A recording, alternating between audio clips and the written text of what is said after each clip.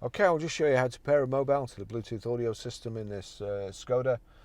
First of all, we make sure Bluetooth is switched on like so. Now normally, there you go, it's already come up, it's already showing. However, if in your car it's not already showing, what you need to do, you can either go to menu and then find settings through here. We click on that, then scroll down to Bluetooth, click on Bluetooth.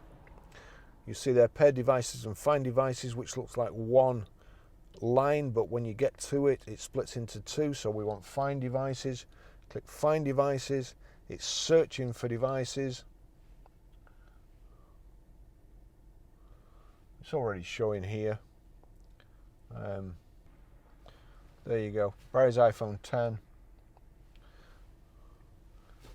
Click on that and it's showing you there Barry's iPhone 10 would you like to connect, and also pair. So we need pair there, connect there. Does this passkey match? Well, yes it does. Pairing with Barry's iPhone 10 successful. Do you want your contacts and favorites to sync? I don't, because I won't be using the car again, but you would. And you can see there it's connected.